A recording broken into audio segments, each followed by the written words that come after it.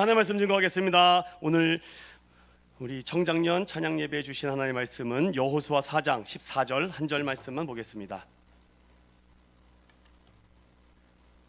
여호수아 4장 14절 한 구절입니다. 우리 함께 보겠습니다. 시작. 그 날에 여호와께서 모든 이스라엘의 목전에서 여호와를 크게 하심에 그가 생존한 날 동안에 백성이 그를 두려워하기를 모세를 두려워하던 것 같이 하였더라. 아멘. 우리 한번 이렇게 내일부터 시작하지만 오늘 첫 말씀으로 우리 한번 이렇게 인사 나누겠습니다. 여호수아처럼 강해집시다. 다시 한번 여호수아처럼 강해집시다. 받은 줄로 믿고 구하면은요 이루어질 줄로 믿습니다. 제가 오늘 왜 하나님께서 여호수아를 강하게 하셨는지 5가지를 좀 압축해서 설명을 드리려고 해요. 그러니 여러분 이 5가지를 다 가지고 계신 분도 있겠지만 이 중에 혹시 한두 개가 부족하거나 아니면 여러 개가 아직 미흡한 부분이 있으면은 그 부분을 오늘 말씀을 통해서 찾아가시면 될 것 같아요. 그러니 여러분들 한번 저와 함께 이 말씀을 통해서 함께 살펴봤으면 좋겠습니다. 이런 이야기가 있어요. 민감할 때 민감하고 둔감할 때 둔감하라 라는 말. 예전에 이찬수 목사님 설교인데 그때 목사님께서 한 말을 제가 포스트에다 적어놓은 글이 있는데요, 제가 그대로 한번 소개해 드리겠습니다. 사람은 악한 일로만 상처를 주는 것이 아닙니다. 영적으로 악하고 둔해지면 상처를 주게 됩니다.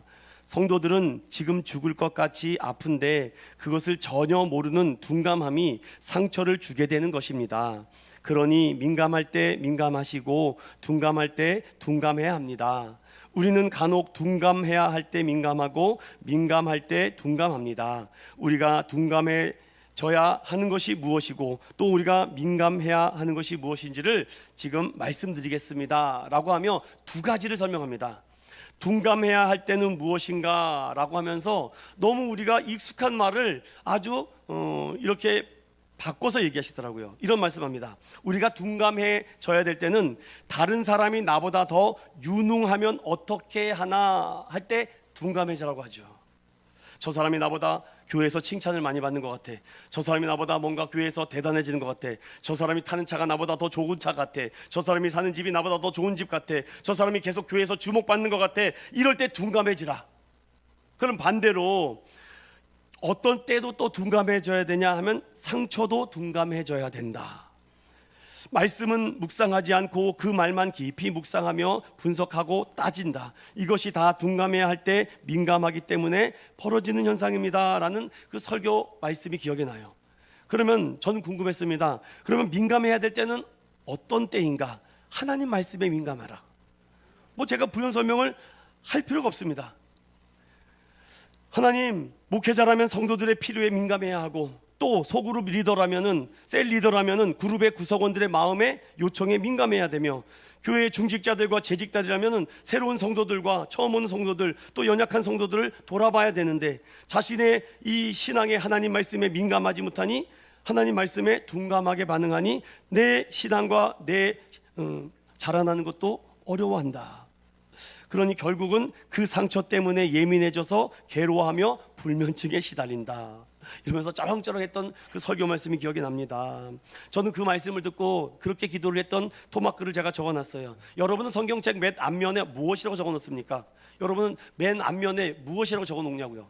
성경에 아무도 안 적으셨나 보군요. 여러분 오늘 결단하시고 성경 앞면에 내 신앙의 좌우명 정도는 하나 적어놓으십시오. 그리고 내가 가장 도전받는 말씀 한 구절은 적어놔야죠. 저는 이렇게 적어놨습니다. 그대로 여기 적혀져 있는 걸 말씀을 드릴게요. 나는 엄성원이다. 엄성원은 하나님으로부터 왔다가 하나님과 함께 동행하다가 하나님께 돌아간다. 전 딱 이렇게 명확합니다. 그리고 이런 성경 구절을 써놨습니다. 믿음의 주여 온전케 하시는 예수만 바라보라. 너무 심플합니다. 그래서 저는 휴대폰 바탕화면 또 예수님입니다. 그냥 오직 예수, 다른 거 없습니다. 근데 저한테 다른 거를 찾으려고 하면은 제가 부족함이 많아요. 여러분 오늘 이 말씀에 저는 이 말씀을 통해서 여러분들에게 좀 나의 영적 무감감을 불쌍히 여겨달라고 기도해야 되지 않을까요? 왜 하나님이 여호수아를 강하게 쓰셨는가 보면 이 여호수아는 항상 나의 무감각과 무지함을 하나님 앞에 간구하며 붙들었다는 거죠. 저는 오늘 그 말씀을 5가지로 이 말씀 4장을 1절부터 18절까지를 뽑아서 5가지로 설명드리겠습니다. 따라합시다. 첫 번째, 인도하신 만큼 가라. 자, 1절과 2절을 다 같이 읽어봅니다. 시작. 그 모든 백성이 요단을 건너가기를 마침에 여호와께서 여호수아에게 말씀하여 이르시되 백성의 각 지파에 한 사람씩 12사람을 택하고, 여러분 다 아는 지금 이 스토리입니다. 이미 하나님의 법궤를 메고 요단강을 이렇게 건너가서 요단강이 갈라졌다는 건 다 아시죠? 그런데 그 요단을 갈라지는 것까지만 너무 신비하시는데 정말 중요한 거는 몇 명이 건너가는 걸 알아야 됩니다. 여러분 몇 명이 건너갑니까? 네? 60만 명이요? 맞습니까? 정말이에요? 어디에 있죠? 알려주세요. 60만 명이 어디 요단강을 건너, 홍해를 60만 건너갔다는 건 내가 들어봤는데 요단은 몇 명 갔다는 건 잘 모르겠거든요. 요단은 광야의 2세대가 건너갔습니다. 그러니 1세대보다 더 많은 사람이 아마 건너갔을 거라고 생각하는 거예요. 그러니 남자의 수만 60만 명을 홍해를 건너갔느니 그 가족들과 뭐 자녀들까지 합해서 200만이 넘는 사람이 홍해를 건너갔을 거라고 우리가 추론하는 거죠. 그러면 요단은 몇 명이나 건너갔을까? 더 대폭된 적은 숫자가 건너갔을까? 아니면 그 이상의 수가 건너갔을까? 아마 자손이 번영하면서 발전하면서 200만이 더 많은 사람이 건너가지 않았을까? 근데 성경은 광야의 1세대는 다 죽었다라고 보니까 우리가 그 수를 추측하기가 굉장히 어렵죠. 민수기서를 통해서 우리가 어느 정도의 사람이 남아 있었을 것 같다라고 우리가 성인 20세 이상의 수만 생각하는데, 여러분 중요한 것은 이것입니다. 2절에 백성의 각 지파 12지파가 있지 않습니까? 물론 므낫세 반지파에서 13개지만 일단 한 지파로 보겠습니다. 12지파에 한 사람씩 12사람을 택하는데 누구를 택했습니까? 누구를 택했을까요? 여호수아가 그 12명 중에 12지파 중에 한 사람을 택하는데 3절에 이런 말씀이 있습니다. 왜 그 12사람을 택하는지에 대해서 설명을 해요? 설명을 안 합니까? 왜 12사람을 택하는 거에 대해서 하나님께서 여호수아에게 설명을 해요? 안 해요? 자, 3절을 읽어봅니다. 시작.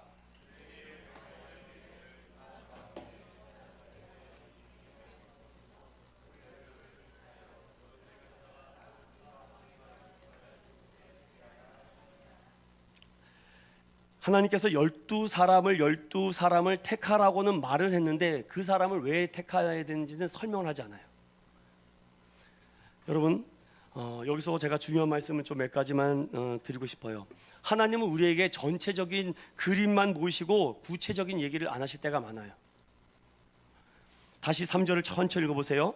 요단 가운데 제사장들이 발이 굳게 선 그곳에서 돌 12를 택하여 그것을 가져다가 오늘 밤 너희가 유숙할 그곳에 두게 하라. 그러면 왜요?가 나와야 되잖아요. 하나님 왜 거기서 생뚱맞게 돌을 뭐 요따만한 거요? 이따만한 거요? 어떤 돌이요? 근데 여기에 돌을 메고 오라라는 얘기가 나온 거 보니까 돌이 작은 돌은 아닌 것 같습니다. 그런데 설명을 해줘야죠. 목사님 왜 그 설교하세요? 목사님 왜 그 찬양하십니까? 왜 거기 가려고 하십니까? 설명을 해줘야 되는데 그냥 갑시다 이러면 여러분 답답해 죽을걸요. 아마 실례를 들어볼까요? 태국을 간다고 하는데 왜 태국 가는지 전혀 몰라요. 태국 가서 뭐 하는지도 모릅니다. 그냥 목사님 혼자만 알아요? 그렇게 되면 여러분 얼마나 답답하겠습니까? 그런데 그거 답답한 거는 일도 아닙니다. 여기 보면은 지금 그 수십만의 사람이 요단강을 건너는 과정 속에 하나님께서 모세에게 말합니다. 그 제사장이 손 그곳에서 12사람을 택하여 12개의 돌을 너희들이 유숙한 곳으로 가지고 가랍니다. 하나님 돌 가지고 가는 거 그거 어렵지 않습니다. 근데 설명을 해주세요. 설명 왜 가져가는지. 사랑하는 여러분, 여호수아는 거기에 대해서 왜가 없습니다. 왜라고 말하지 않아요. 왜냐? 하나님이 인도하시는 길이 있기 때문에 전적으로 하나님을 믿고 인도하신 만큼만 갑니다. 4절을 다 같이 봅니다. 시작. 여호수아가 물 좀 주실래요? 여호수아가 이스라엘 자손 중에서 각 지파에 한 사람씩 준비한 그 12사람을 불러. 여기 보십시오, 여러분들. 여호수아가 이스라엘 자손 중에서 각 지파에 한 사람씩을 준비한 것을 보니까 아무나 뽑았겠습니까? 우월한 사람, 순종하는 사람, 뭔가 여호수아를 잘 따르는 사람, 여호수아의 말을 묻지도 않고 따지지도 않고 그냥 순종할 수 있는 12사람을 택하지 않았겠습니까? 만약에 여기서 뭐 일을 시켰는데도 말이 많습니다. 뭐 이것 좀 하라 그랬는데도 뭔가 꿍시렁꿍시렁대고 원망과 불평이 많아요. 여러분, 그러나 여기 있는 12사람은 아무도 묻지 않습니다. 여호수아가 하나님에게도 아무것도 묻지 않듯이 그 12사람도 왜 돌을 갖고 가는 거에 대해서 아무도 질문하지 않아요. 그래서 하나님이 왜 여호수아를 쓰시고 이 12사람을 쓰셨는가? 바로 하나님이 인도하신 만큼만 걸어가고 순종하고자 하는 그 믿음이 있었다는 거죠. 그럼 여기서 우리가 전도서 7장을 한번 열어보십시오. 전도서 7장 13절과 14절입니다.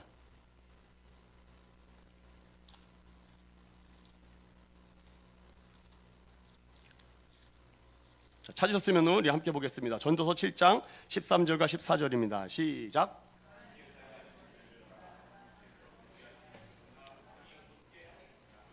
형통한 날에는 기뻐하고 공고한 날에는 되돌아보아라. 이 두 가지를 하나님이 병행하가사 사람이 그의 장래를 능히 헤아려 알지 못하게 하셨느니라. 아멘. 이 전도서 말씀을 보니까요, 동일합니다. 하나님은 우리에게 모든 것을 다 알려주실 수 있지만 알려주지 않을 때가 더 많다는 거죠. 왜냐? 그 일을 다 알려준다고 해서 그 일을 척척 해결해낼 수 있는 사람은 없기 때문입니다. 문제는 하나님만을 절대적으로 의지하지 않게 된다는 것이죠. 만약에 1번부터 10번까지 뭔가 탁탁탁탁탁 다 안다고 해서 여러분 다 할 것 같아요? 안 한다니까요. 여러분, 할 것 같은데 또 하는 사람만 합니다. 그러니 앞에 있는 리더자와 지도자는 어떤 일을 가지고서는 일을 할 때 다 같이 일해야 된다는 생각이 더 많아요. 한두 사람만이 일하는 것에 대한 부담감과 마음이 어려운 게 있어요. 그러니 같이 하기를 원하는데 또 뜻대로 안 될 때가 많이 있죠. 그래서 여호수아가 이 12사람을 택한 것을 보십시오. 아무나 세우는 것이 아니에요. 교회의 사람들 아무나 세울 수 없다는 거죠. 왜냐하면 일단 먼저 순종하는 사람을 세우지, 뭘 하려고 그러면 딴지를 걸고 뭘 하면 안 된다 그러고 시십이 오르니 그러니 이렇게 따지는 사람과 언제 일을 하겠습니까? 그래도 나름대로 손발이 맞는 사람이랑 일하지 않을까요? 여호수아가 40년 동안 관양 생활을 하면서 지켜본 거죠. 각 지파에서 가장 순종하고 가장 충성스러운 사람을 왜 모르겠습니까? 다 알죠. 그러니 4절 다시 보세요. 이스라엘 자손 중에서 각 지파의 한 사람, 여러분 각 지파의 한 사람을 뽑는 게 얼마나 어렵습니까? 우리 인천운동교회 제일 MVP를 뽑아보세요. 그건 저를 죽이는 겁니다. 다 MVP지 어떻게 그 중에 한 사람을 뽑습니까? 그럼 얼마나 시기와 미움과 질투가 있겠습니까? 목사님은 저 사람만 좋아한다고, 여호수아는 저 사람만 좋아한다고, 그러면 얼마나 여호수아가 핍박을 받고 얼마나 환난을 당하겠습니까? 그럼에도 불구하고 이건 하나님의 명령이기 때문에 그대로 순종합니다. 12사람을 딱 택해요. 그리고 설명을 하지 않고 그 제사장이 선 그 요단의 중간에서 돌 하나, 큰 돌 하나씩을 취하라고 합니다. 그리고 5절을 다 같이 읽습니다. 시작. 그들에게 이르되 요단 가운데로 들어가 너희 하나님 여호와의 궤 앞으로 가서 이스라엘 자손들이 지파 수대로 각기 돌 한 개씩 가져다가 어깨에 매라. 6절 시작. 이것이 너희 중에 표징이 되리라. 후일에 너희의 자손들이 물어 이르되 이 돌들은 무슨 뜻이냐 하거든. 아멘. 여기서 놓치고 있는 것이 하나가 더 있죠. 자, 처음부터 끝까지 여호수아는 어디에 있습니까? 여호수아는 처음부터 끝까지 지금 어디에 있습니까? 그 제사장들과 함께 있는 거예요. 지금 그 가운데서 계속 거기에 머물고 있는 것입니다. 리더는 먼저 뛰어드는 거예요. 지도자는 먼저 뛰어드는 겁니다. 자기는 하지도 않으면서 남 보고 하라 그러면 어떻게 하겠습니까? 그래서 제가 예전에도 말씀을 드린 것 같아요. 여기서도 인정받지 못하는데 어디서 인정받겠습니까? 여기서도 성공하지 못하는데 어디서 성공하겠습니까? 이 작은 공동체에서도 사랑받지 못하면 어디서 사랑받겠습니까? 여기서 소수의 인원한테도 인정받지 못하는데 어디 다수에 가서 인정을 받겠습니까? 그 얘기를 하는 거 있죠. 여호수아는 처음부터 끝까지 그 이스라엘의 2세대가 다 지날 때까지 똑같이 거기에 서 있습니다. 이거 보통 괴로운 일이 아니에요. 여러분 한번 해보실래요? 저는 우리 아내와 그런 얘기를 해요. 우리는 가장 먼저기도 하고 가장 마지막에 간다. 전 이런 정신으로 있는 겁니다. 가장 먼저 왔다가 가장 나중에 간다. 성도들이 다 끝나면 우리는 그때 간다. 그런 정신으로 지금까지 버티고 있습니다. 이거를 제가 버틴다는 말을 하니까 목사가 그것도 네 못합니다. 목사도요. 목사도 하나님이 힘 주시고 하나님이 능력 주시지 하지 내가 하고 싶다고 되는 문제가 아니라는 것이죠. 저는 여기서 숨어있는 여호수아를 찾았습니다. 믿음과 용기를 전염시켜야 되는구나. 두 번째 따라합시다. 믿음과 용기를 전염시켜라. 믿음은요 전염성이 있어요. 용기도 전염성이 있습니다. 그래서 누군가 먼저 하나 뛰어들어야 돼요. 근데 내가 희생하겠습니다, 내가 해보겠습니다, 내가 가보겠습니다, 여호수아 같은 지도자가 있어야 되는데 하나님이 왜 여호수아를 강하게 하신 이유를 이제 두 번째로 찾아가는 겁니다. 그는 모든 사람이 다 지나갈 때까지 똑같이 제사장들과 그곳에 서 있었습니다. 그리고 12개의 돌을 취할 때까지도 그곳에 계속 서 있습니다. 이거는 믿음과 용기를 전염시키고 있는 여기에 보인 여호수아의 리더십이죠. 멀리 서가지고서는 그럴 수 없죠. 맡겨진 일에 대해서는 끝까지 최선을 다하는 것입니다. 우리 청년들이 찬양 이거 한다고 한 달 동안 연습했습니다. 얼마나 연습을 열심히 했는지 몰라요. 저는 그동안은 셀 모임 신방을 다닌 것입니다.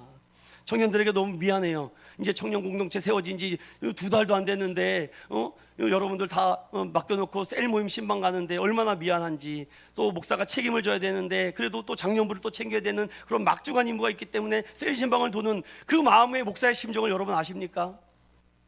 그래도 우리 청년들이 너무 사랑해서 저를 다 이해해줘서 고맙습니다. 기다려주고 있어요. 좀만 한 주만 더 기다려주렴. 돌아갈게 내가. 저는요 목이 나가도 괜찮습니다. 지금 어저께부터 계속 말을 많이 해서 목이 지금 말이 안 나오는데도 여러분에게 그래도 말씀을 잘 증거하기를 원합니다. 따라봅시다. 믿음과 용기를 전염시켜라. 내가 해보겠습니다, 내가 뛰어들겠습니다. 그러면은요 은혜가 되는 겁니다. 그러면 나도 해야지, 같이 해야지, 나도 해보겠습니다. 그런데 그 책임을 떠넘기지 않죠. 여호수아 보십시오. 그곳에서 계속 묵묵히 서 있습니다. 이거 보통 괴로운 일이 아니에요. 뭐 되는 것도 아니고 안 되는 것도 아니고 그 중심을 딱 지킨다는 것은 굉장히, 이 편에 서기도 그렇고 저 편에 서기도 그렇고 왼쪽인가 오른쪽인가, 이게 얼마나 어렵겠습니까? 해본 사람은 압니다. 그러니 여호수아가 지금 다시 6절에 보십시오. 그래도 궁금한 게 있으니까 이렇게 물어봐요. 이 표징이 된다고 하면서 이것이 너희 중에 표징이 되리라. 후일에 너희 자손들이 물어 이르되 이 돌들은 무슨 뜻입니까? 이 표현이 되게 웃기죠. 이 돌멩이가 뭐하러 쓸데없는 거 쓰잘데기 없이 갖고 왔냐고. 이 돌멩이 뭐 하냐고. 차라리 돈을 갖고 오든지 먹을 걸 갖고 오든지 사탕을 갖고 오든지 초콜릿을 갖고 오시지, 이 돌멩이 뭐 한 채 먹게도 이 무거운 거를 왜 짊어지고 다니냐고. 얼마나 불평이 많았겠습니까? 그런데 7절 다 같이 읽어보겠습니다. 왜 그런 일을 하는지 여호수아가 대답합니다. 시작. 그들에게 이르기를 요단물이 여호와의 언약궤 앞에서 끊어졌나니 곧 언약궤가 요단을 건널 때에 요단물이 끊어졌으므로 이 돌들이 이스라엘 자손에게 영원히 기념이 되리라 하라 하니라. 아멘. 자손들 대대로 여기까지 인도하시고 지금부터 앞으로 인도하실 분도 전능하신 하나님이니 이 기념이 표징이 되어서 그거를 볼 때마다 우리가 이 홍해를 어떻게 건넜는지 하나님이 마른 땅같이 건너게 해주시지 않았을까. 우리가 그것을 잊어먹지 말자. 그것을 잊지 말자.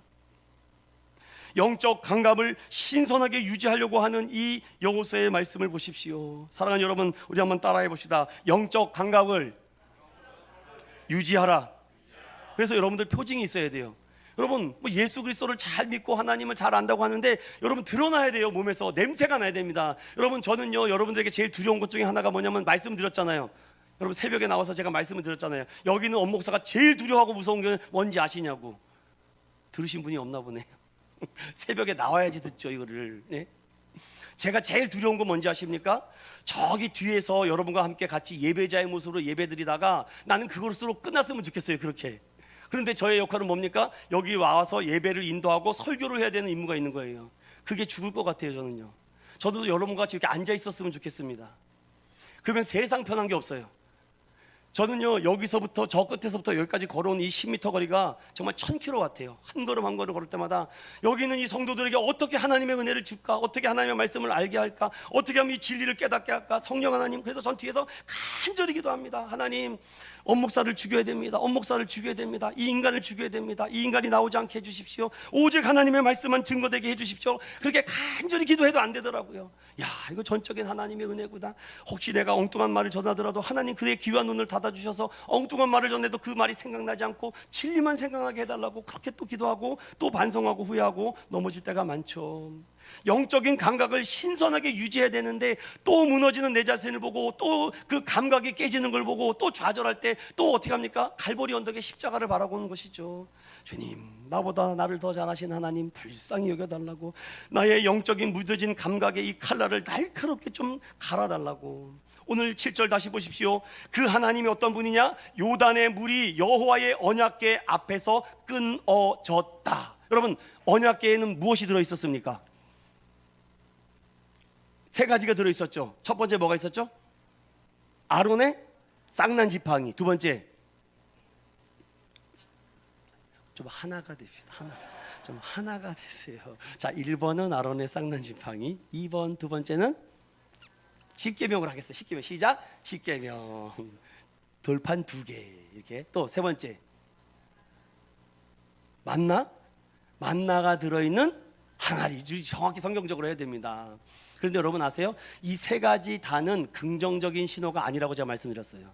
다 불신과 원망 때문에 생긴 거예요. 자, 아론의 쌍난 지팡이는 왜 생겼습니까? 아론의 쌍난 지팡이는 왜 거기 집어넣은 거예요? 네? 네, 지건사님. 뭐라고 하나 안 들려요. 크게 말씀하세요. 제가 귀가 아직은 쌩쌩합니다. 좀 크게. 자, 아론의 쌍난 지팡이가 거기 들어간 이유가 있었잖아요. 오늘 이 말씀에 요단 물이 여호와의 언약궤 앞에서 끊어졌는데 그 첫 번째 아론의 쌍난 지팡이가 거기를 넣은 이유가 뭡니까? 고라 자손 때문에 넣었잖아요. 그것 때문에 그들이 지도자를 아론을 반역하고 모세를 반역해서 결국은 고라 작동 250명이 땅에 지도하면서 다 죽게 됩니다. 아니 봐라, 하나님이 역사하면 이 마른 막대기도 뭐가 난다? 싹이 난다. 그런데 믿었어요, 안 믿었어요? 불신했잖아요. 믿지 않잖아요. 근데 결국은 어떻게 해요? 그 다음날 그 싹이 났습니까? 안 났습니까? 났잖아요. 거 봐라, 너희들의 불신 때문에 그 불신의 마음과 원망의 마음이 어디로 들어갔어요?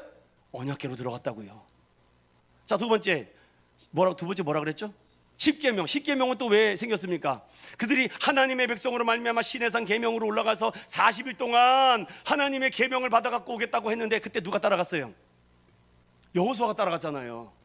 그 많은 사람 중에 여호수아가 따라갔다는 걸 잊지 마십시오. 여호수아는 그 우상 절하는 현장에 없었습니다. 그리고 모세를 기다려요. 계속. 이 정도는 돼야죠, 여러분. 이 정도의 헌신과 충성은 있어야지 사람이 하나님처럼 이 여호수아를 강하게 쓰지 않겠습니까?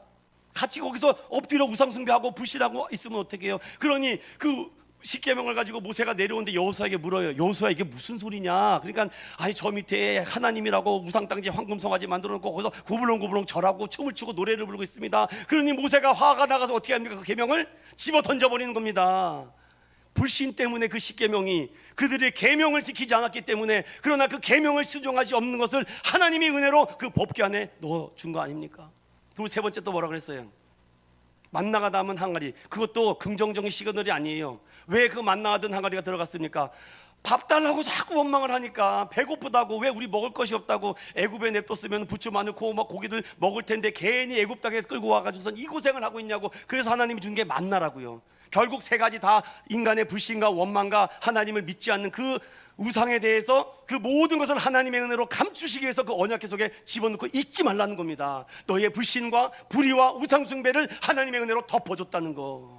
사랑하는 여러분, 잊지 마십시오. 그걸 잊지 말라고요. 그러니까 그 법궤가 가는 곳에는요, 뭐가 있어요? 역사가 나타나는 겁니다. 그러니 요단물도 갈라지죠. 그 얘기를 하고 싶은 것이고, 또 곧 언약궤가 요단을 건널 때에 물이 끊어졌으므로 이 돌들이 이스라엘 자손에게 영원히 기념비가 되겠다라고 말하죠. 여러분, 날마다 영적인 스토리가 있어야 됩니다. 하나님의 놀라운 은혜와 기적을 기념할 만한 스토리가 있어야 되지 않겠습니까? 옛날에 받은 은혜, 옛날에 받은 스토리, 그걸 가지고 여러분 얼마나 우리가 정신을 차리고 살 수 있겠습니까? 그리고 이렇게 세 가지를 제가 말씀을 드렸습니다. 첫 번째 뭐라 그랬습니까? 인도하신 만큼 가라. 하나님이 말씀하신 만큼만 가면 됩니다. 그 이상도 그 이하도 아니고, 주님이 멈추라고 하시면 멈추는 것이고, 가라 그러면 가야 되는데 자꾸 거기를 넘어서게 되면 안 돼요. 여호수아와 그 12명의 그 충성스러운 헌신자들은 아무도 묻지 않습니다. 그리고 그럼에도 불구하고 두려워 떨고 있는 자들이 있기 때문에 누군가가 하나는 뛰어들어야 돼요. 교회도요, 누군가 뛰어들어야 됩니다.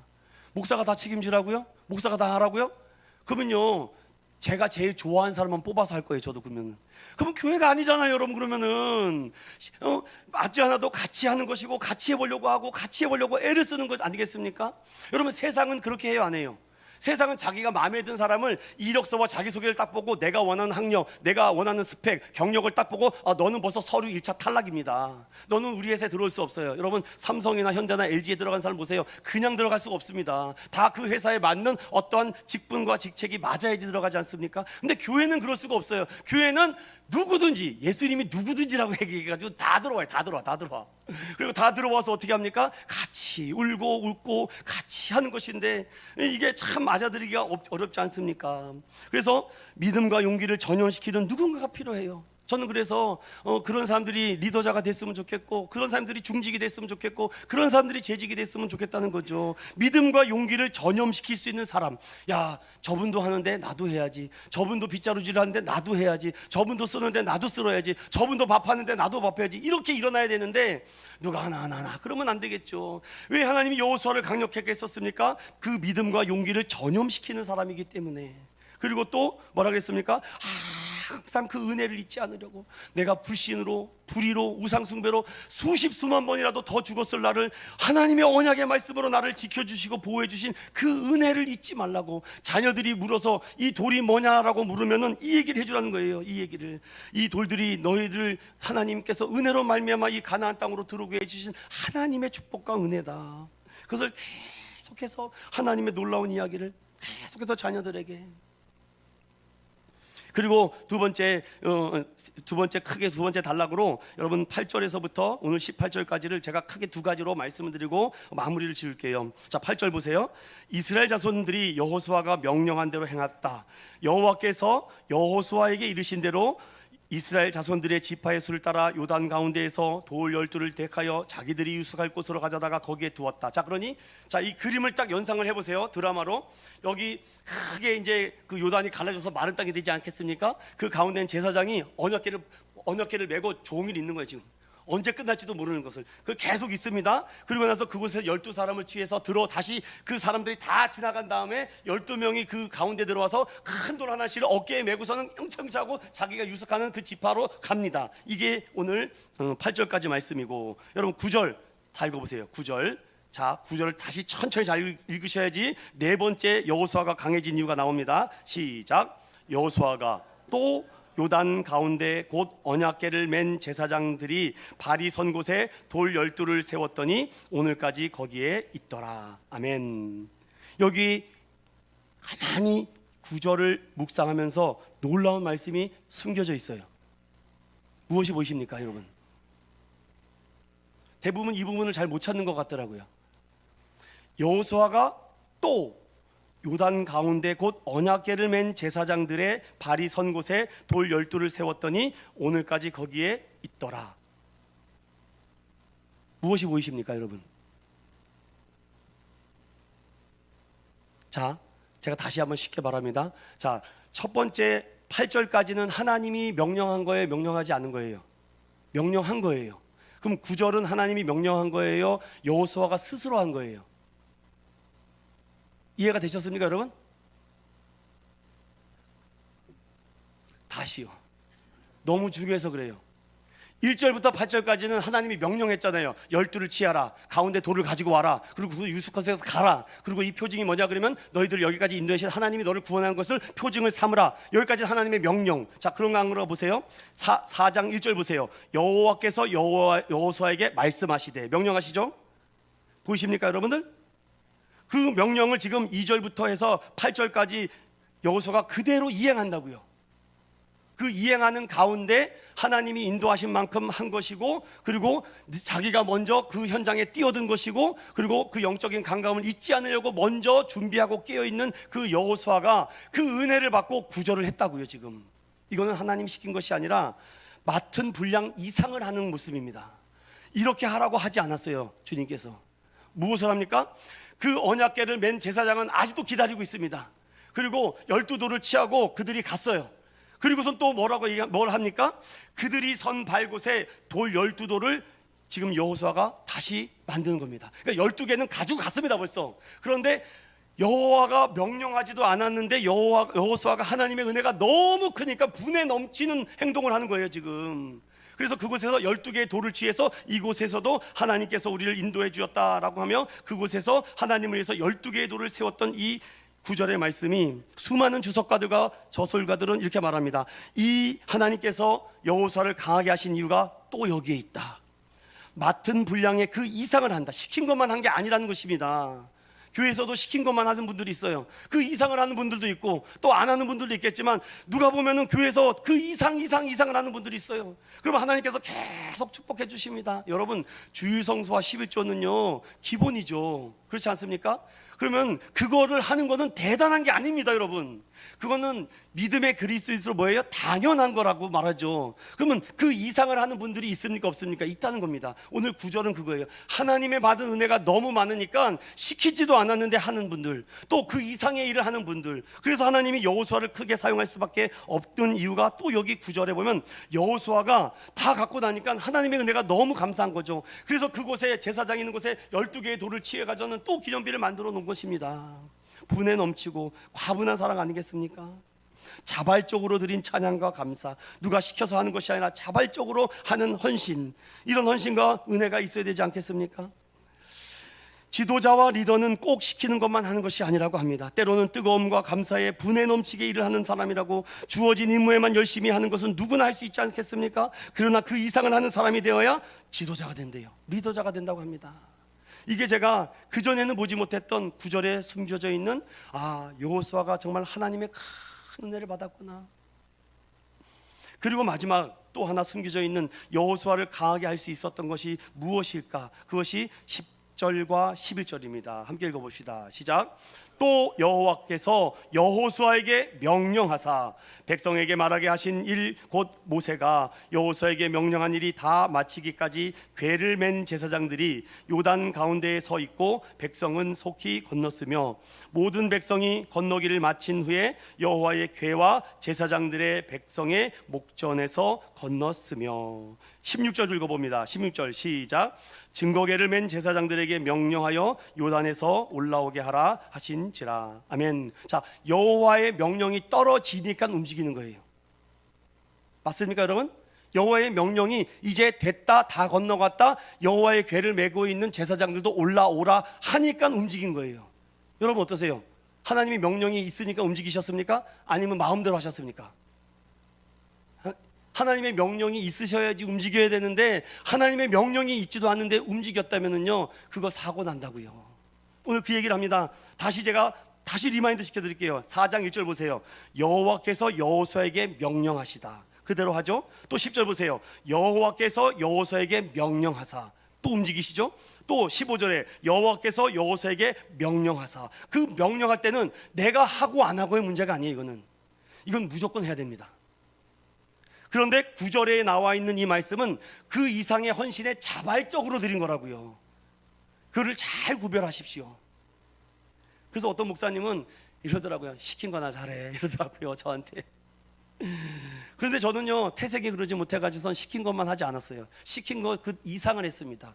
회사 다닐 때도 그랬고 교회에서도요, 항상 그 이상을 했어요. 그 이상을 해다. 그래서 항상 사랑을 받다 보니까 그 다른 부목사들한테도 얼마나 질투를 받았는지 몰라요. 왜 꼭 엄목사처럼 저렇게 해야 되냐고. 제발 PPT 하지 말라고. 왜 엄목사가 PPT 하고, 너가 PPT를 해가지고 우리가 설교 때마다 아주 그냥 힘들다고. 그래서 저는 그래도 합니다. 시런 거 환난이라도 전합니다. 그 이상을, 그냥 한 사람이라도 저 그림 하나 보고 기억나게 하려고, 저 글자라도 하나 보고, 말만 하면 잊어버릴 확률이 높으니까 저 영상이라도 하나 보고 기억나게 해달라고, 그렇게 준비하는 것이죠. 여호수아가 여호와의 명령이 있을 때는 즉각적 행동을 합니다. 그런데 그는요, 하나님의 은혜로 맡은 분량 그 이상을 하는데, 중요한 것은 뭐예요? 증거궤를 맨 제사장들에게 명령하여 요단에서 올라오게 하라. 이 하나님의 명령이 있을 때까지 끝까지 자리를 지키는 사람입니다. 이게 5번째예요. 따라합시다. 끝까지 자리를 지키라. 맡은 분량 이상을 하라. 이게 5가지예요. 여러분들, 여호수아를 하나님께서 강하게 하시고 또 그 강함을 뛰어넘어 뭐라고 얘기합니까? 모세를 두려워한 것 같이 하였다라고 되어 있습니다. 그러니 여호수아도 얼마나 힘들었겠습니까? 이거를 지키기까지.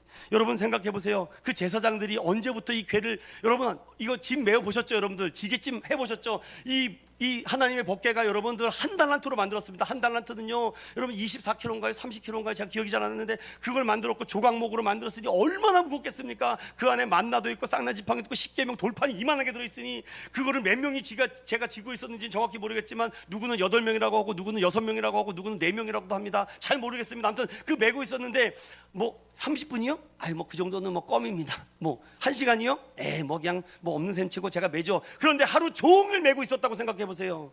여러분 할 수 있겠어요? 그런데 제사장들은 그걸 해야 돼요. 목사는 그 일을 해야 되는 거예요. 지도자는 그 일을 해야 되는 거예요. 그래서 누구나 다 목사는 할 수 있는 것 같지만 아무나 목사하는 게 아닌 것 같아요.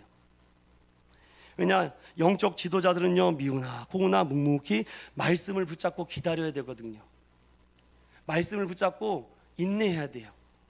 그런데 그게 때로는 무겁거든요. 힘들어서 확 집어 던지고 싶죠. 우리 인천은교회도 힘들어 죽겠는데 주일날 오전 11시만 예배 드리겠습니다. 누가 뭐라 그럴 건데요, 저한테. 만약에 그렇게 한다는데 싫으면 뭐 어떻게 하려고요? 이렇게 나가면 안 된다고요, 여러분. 이렇게 나가면은. 그래서 영적 지도자들은요, 그냥 말씀을 붙잡고 자기 자리를 어떻게 한다고요? 끝까지 지키는 거라고요.